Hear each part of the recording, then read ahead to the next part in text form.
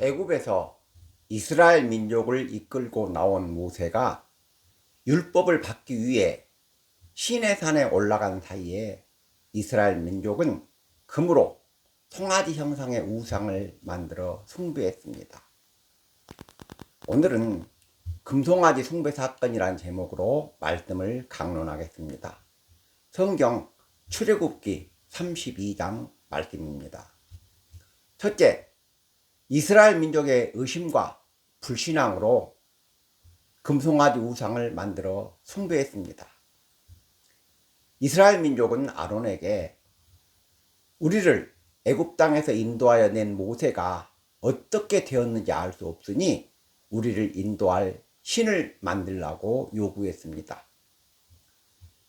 율법을 받기 위해 시내산에 올라간 모세가 내려오지 않는다고 금으로 송아지 형상의 우상을 만들어 숭배한 것입니다. 애굽에서 나온 이스라엘 민족은 마른 땅을 밟고 홍해바다를 건넜고 광야 40년 동안 매일 하늘의 양식 만나를 먹었으며 물이 귀한 광야에서 반석에서 솟아난 생수를 마셨습니다. 또 고기가 먹고 싶다고 하면 강한 바람으로 메추라기를 몰아와 코에서 냄새가 나도록 고기를 먹이셨고 낮에는 구름기둥, 밤에는 불기둥의 인도를 받았습니다. 구름기둥이 떠올라서 앞서가면 따라갔고 구름기둥이 머물면 이스라엘 민족도 머물고 장막을 쳤습니다. 먹고 마시고 행군하고 장막을 치고 쉬는 것까지 하나님의 인도를 받은 것입니다. 그런데 모세가 산에서 내려오지 않는다고 금송아지 우상을 만들어서 숭배했습니다. 매일 매시간 하나님 은혜와 기적을 체험하고도 우상을 숭배한 것입니다. 얼마나 의심이 많고 얼마나 사악한 인간들입니까? 모세는 40일 동안 금식하면서 율법을 받고 있는데 모세에게 소식이 없고 연락이 안 된다고 우상을 만들어 숭배한 것입니다. 얼마나 어처구니가 없습니까? 모세의 소식이 궁금하고 답답하면 어떻게 해야 될까요? 더욱 간절히 하나님께 기도해야 하지 않겠습니까? 하나님 백성은 어떤 경우에도 하나님의 사랑과 은혜를 의심하면 안 된다는 것을 기억하시기 바랍니다. 둘째, 이스라엘 백성의 금송아지 우상 숭배에 가장 책임이 큰 사람은 대제사장 아론입니다. 아론은 대제사장으로 모세가 없는 동안 이스라엘 민족을 이끌어야 할 지도자입니다. 지도자는 지혜와 사랑과 정의감과 강한 책임감을 가져야 합니다. 지도자에게 필요한 가장 중요한 자질이 무엇이냐? 지혜입니다. 지도자가 지혜로워야 고난과 위기를 극복하고 바른 길로 인도할 수 있기 때문입니다. 그러나 아론은 지혜도 부족하고 믿음도 너무 부족했습니다. 지혜가 부족하고 믿음이 부족해서 백성들의 우상 숭배 요구를 받아들인 것입니다.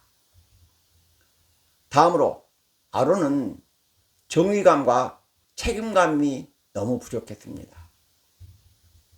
지도자는 불의를 보면 분노하는 의로운 성품을 가져야 합니다. 지도자에게 정의감이 없다면 죄악과 불법을 막을 수 없습니다. 백성들이 모세가 산에서 내려오지 않는다고 우리를 인도할 신을 만들라고 요구하면 아론이 어떻게 대처해야 하겠습니까? 백성들의 부당한 요구를 꾸짖고 우상 숭배를 막아야 합니다. 그러나 아론은 백성들의 압력에 굴복해서 금으로 송아지 형상의 우상을 만들었습니다. 그리고 아론은 책임감이 너무 부족했습니다.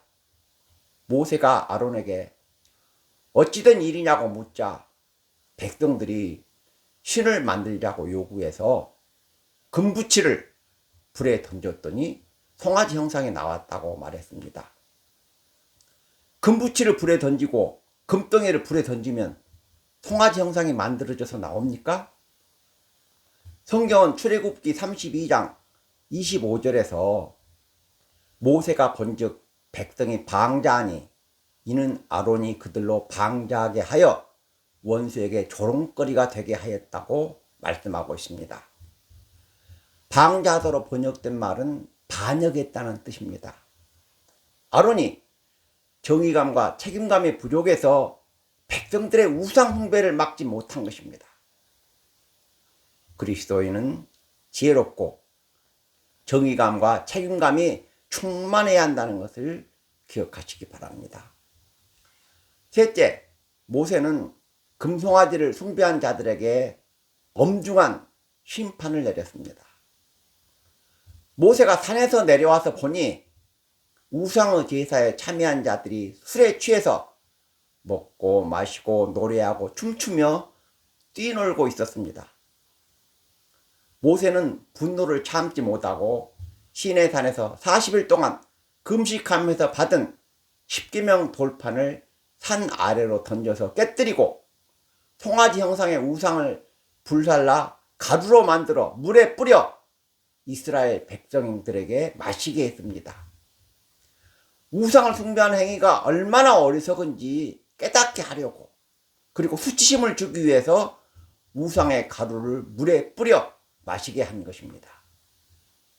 다음으로 모세가 누구든지 여호와의 편에 있는 자는 내게로 나아오라고 말하자 레위 자손이 나왔습니다.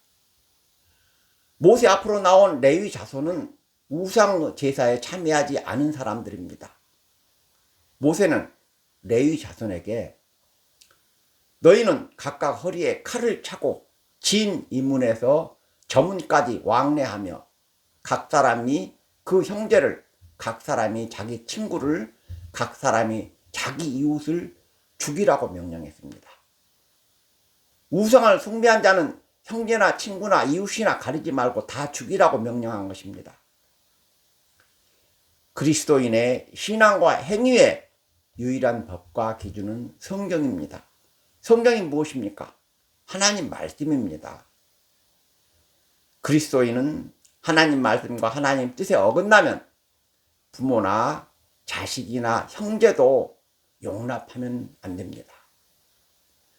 부모와 자식과 형제가 하나님 위에 있는 것은 아니지 않습니까? 이 금송아지 사건으로 레위 자손에게 죽임을 당한 이스라엘 사람이 몇 명이냐? 3,000명입니다. 금송아지 우상숭배 사건으로 3,000명이 죽은 것입니다. 모세가 우상숭배자들을 멸하자 하나님은 모세의 후손으로 새로운 이스라엘을 세우시겠다고 말씀하셨습니다. 애굽에서 인도하여 낸 이스라엘 민족은 광야에서 다 죽게 하고 모세의 후손으로 새로운 이스라엘을 세우시겠다고 말씀하신 것입니다. 그러나 모세는 하나님 백성의 죄악을 용서해달라고 탄원했습니다. 이 백성이 우상 숭배해서 죽을 죄를 지었지만 그들의 죄를 사하여 주시옵소서. 그렇지 아니하시면 주께서 기록하신 책에서 내 이름을 지워버리시옵소서라고 탄원했습니다. 주께서 기록하신 책은 구원받을 사람의 이름이 기록된 생명책을 말합니다. 생명책에서 모세의 이름이 지워져서 모세가 지옥에 가더라도 자기 백성과 함께 하겠다고 용서를 탄원한 것입니다. 하나님은 모세의 기도를 들으시고 이스라엘에 대한 심판을 보류하셨습니다. 모세처럼 하나님을 사랑하는 사람이 나라와 민족을 사랑합니다. 그리스도인은 모세처럼 우상 숭배는 철저하게 반대하시되 불신자들과는 비교할 수 없을 정도로 나라와 민족을 사랑해야 한다는 것을 기억하시기 바랍니다. 말씀을 맺겠습니다. 첫째, 이스라엘 민족의 의심과 불신앙으로 금송아지 우상을 숭배했다고 말씀드렸습니다. 그리스도인은 어떤 경우에도 하나님의 사랑과 은혜를 의심하거나 우상 숭배를 용납하면 안 된다는 것을 기억하시기 바랍니다. 둘째, 우상 숭배의 가장 책임이 큰 사람은 대제사장 아론입니다. 그리스도인은 가정에서나 직장에서나 어디에서나 지혜롭게 그리고 책임감 있게 행동해야 한다는 것을 기억하시기 바랍니다. 셋째, 모세는 금송아지를 숭배한 자들에게 엄중한 심판을 내렸지만 자기 민족의 용서와 구원을 탄원했습니다. 모세처럼 하나님을 사랑하고 나라와 민족을 사랑하시는 성도 여러분이 되시기를 주님의 이름으로 축원합니다. 아멘.